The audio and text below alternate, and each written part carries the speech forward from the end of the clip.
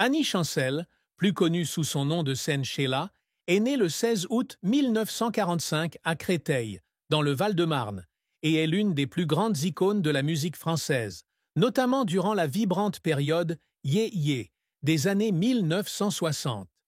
Fille unique d'André Chancel, marchand de confiserie en banlieue parisienne, et de Micheline Gaultier, mère dévouée, Sheila a grandi dans une famille modeste, aux ambitions ambitieuses. De son enfance dans le 13e arrondissement populaire de Paris, où elle aidait ses parents à vendre leurs marchandises sur les marchés, aux scènes scintillantes de l'Olympia, le parcours de Sheila est l'histoire d'un talent inné, d'une persévérance sans faille et d'un cœur qui a toujours cherché la lumière au milieu d'une profonde tristesse. Avec plus de 85 millions de disques vendus dans le monde, Sheila a marqué la musique française avec des chansons comme « L'école est finie », Bang Bang et Spaceur, laissant derrière elle un héritage qui transcende le temps. Cependant, derrière l'éclat d'une star du yé-yé et du disco se cachèrent des douleurs silencieuses, de dures épreuves et des secrets qu'elle a gardés cachés toute sa vie. La vie de Sheila, comme ses chansons, était un mélange de joie, de tristesse et de désir insatiable. La plus grande tristesse de Sheila fut la perte de son fils unique, Ludovic Chancel, décédé en 2017 à l'âge de 42 ans d'une overdose. Ludovic, le fils de Sheila et de son premier mari, le chanteur Ringo, était au centre de son univers émotionnel et sa mort a laissé une cicatrice indélébile dans son cœur. Sheila a confié qu'à la naissance de Ludovic, en 1975, elle avait senti son monde s'embraser et qu'elle espérait offrir à son fils une vie remplie d'amour et de protection. Cependant, sa relation avec Ludovic s'est tendue avec le temps, notamment à mesure qu'il grandissait et faisait face à des problèmes personnels, notamment la toxicomanie. Sheila, avec son emploi du temps chargé de stars internationales, était souvent loin de chez elle, entre tournées en Europe et séances d'enregistrement aux États-Unis. Ces périodes de séparation la faisaient culpabiliser de ne pas pouvoir être avec Ludovic autant qu'elle l'aurait souhaité. En grandissant, Ludovic critiquait publiquement sa mère, affirmant qu'elle avait privilégié sa carrière à sa famille, et ces mots blessaient profondément Sheila. Elle a raconté que certains soirs, après avoir chanté devant des milliers de personnes, elle rentrait à son hôtel et pleurait seule, repensant aux moments manqués de la vie de son fils. En 2012, leur relation se tendit lorsque Ludovic poursuivit sa mère en justice pour des différends personnels, un événement qui laissa Sheila avec le sentiment d'avoir le cœur brisé. Bien qu'il se soit partiellement réconcilié avant le décès de Ludovic, sa mort soudaine en 2017 fut le plus grand choc de la vie de Sheila. Elle se tenait devant le miroir de son appartement parisien, se regardant et se demandant ce qu'elle aurait pu faire d'autre pour sauver son fils. La douleur n'était pas seulement celle de la perte d'une mère, mais aussi celle du regret des années qu'elle n'avait pas pu consacrer pleinement à Ludovic. Sheila gardait cette douleur pour elle, la partageant uniquement avec ses proches, et tentait d'y faire face en continuant à se produire sur scène, afin de perpétuer l'esprit de Ludovic dans sa musique. La carrière de Sheila est un long parcours, fait de hauts et de bas, l'histoire d'une jeune fille de la banlieue parisienne, devenue une icône musicale mondiale. Elle débute sa carrière en 1962, découverte par le producteur Claude Carrère, lors d'une audition dans un cinéma désaffecté du 14e arrondissement de Paris. Prenant le nom de scène Sheila, tiré de sa première chanson, une reprise française de Sheila de Tommy Roe, elle se fait rapidement remarquer par sa voix claire et son style yé-yé séduisant. En 1963, sa chanson « L'école est finie » devient un phénomène, se vendant à plus d'1 million d'exemplaires et restant en tête des charts pendant des mois, surpassant des chanteuses comme Françoise Hardy et Sylvie Vartan. Sheila, avec son image juvénile en robe rayée et couette, devient « la petite chérie de France », un surnom que le public lui donne affectueusement. Tout au long des années 1960, elle continue de sortir des tubes tels que « Vous les copains, je ne vous oublierai jamais »,« Bang Bang », le folklore américain et les rois mages, qui marquent tous la culture yé-yé. Elle reçoit un prix de l'Académie Charles Cros en 1964, reconnaissance de son talent exceptionnel. Ces années sont l'âge d'or de Sheila.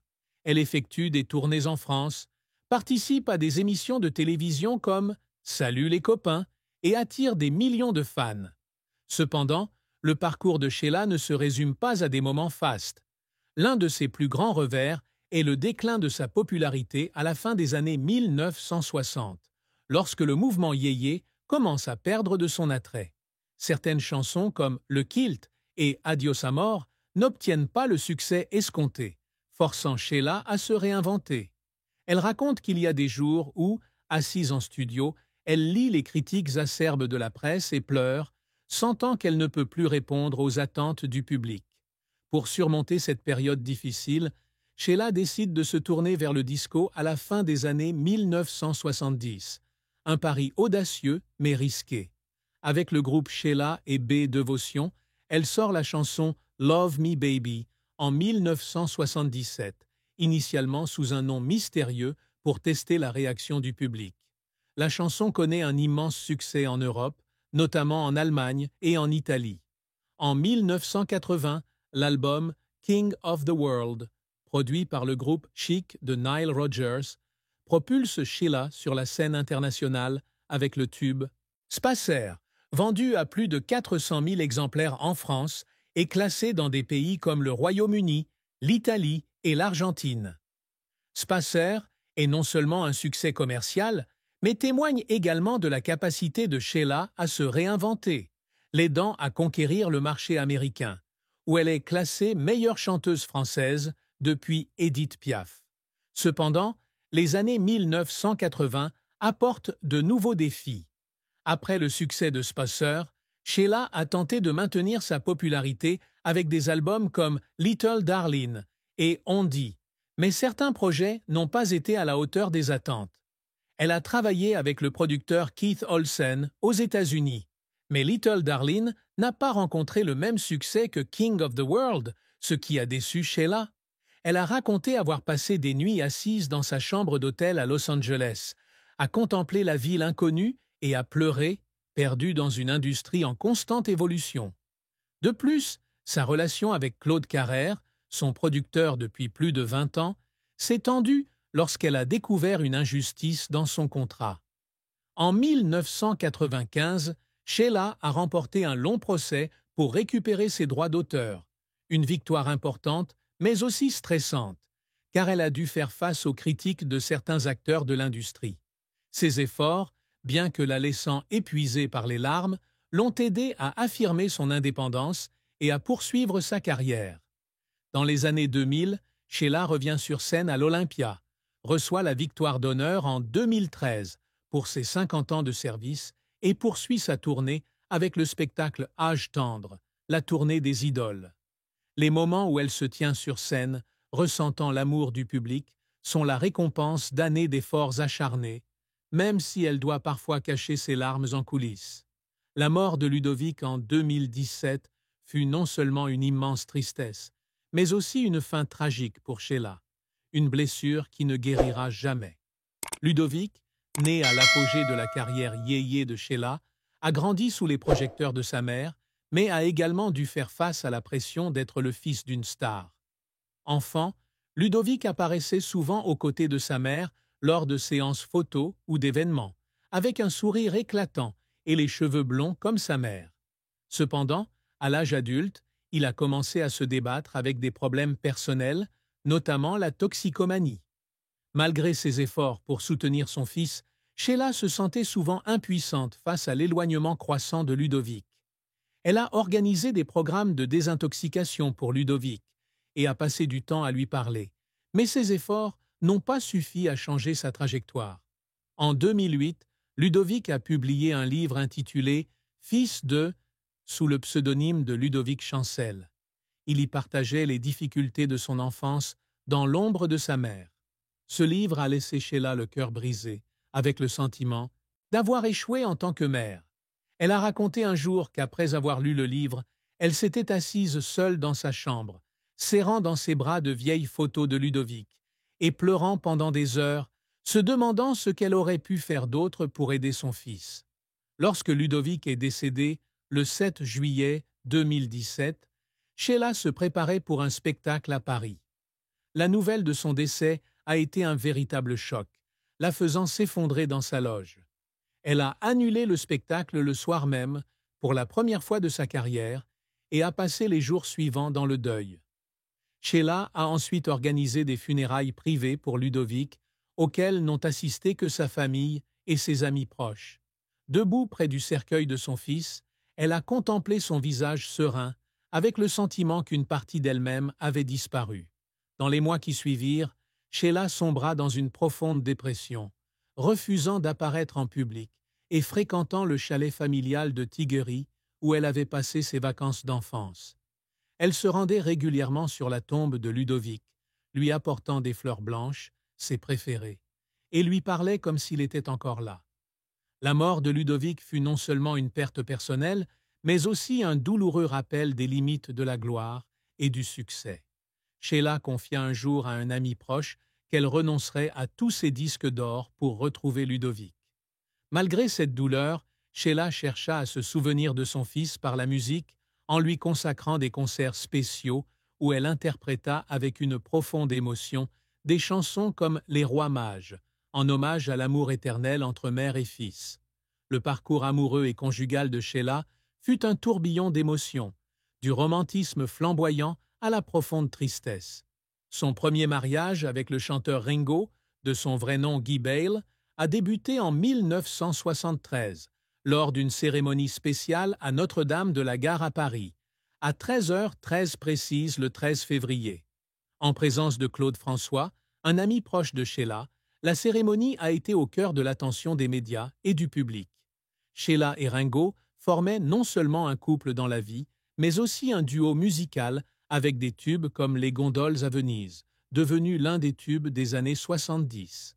À la naissance de Ludovic en 1975, Sheila sentait sa vie accomplie, avec un mari aimant et un fils adorable.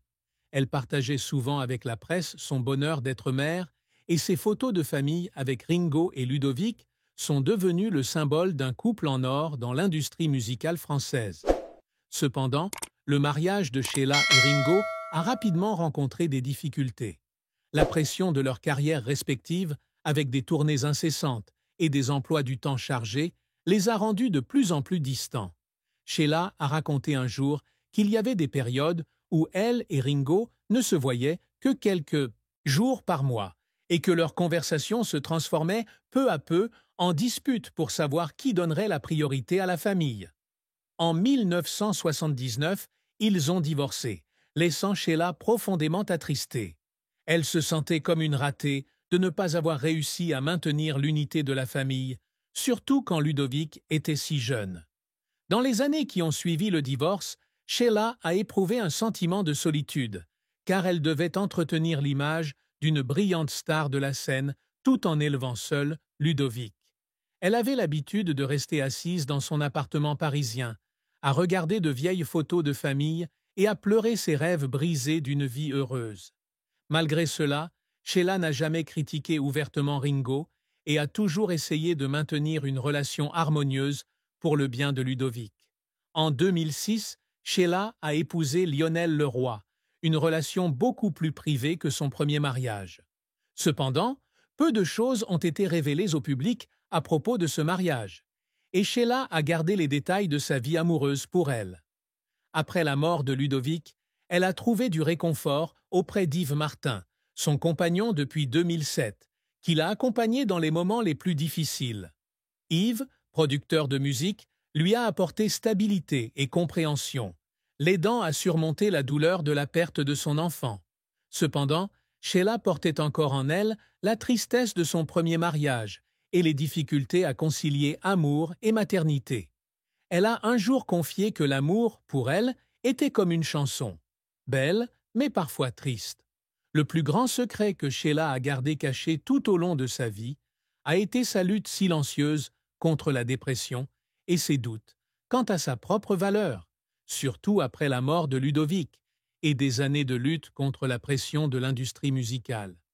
Derrière son image de star yéyé radieuse et de reine du disco énergique, Sheila passait souvent de longues nuits solitaires, se demandant si elle méritait vraiment l'amour de son public.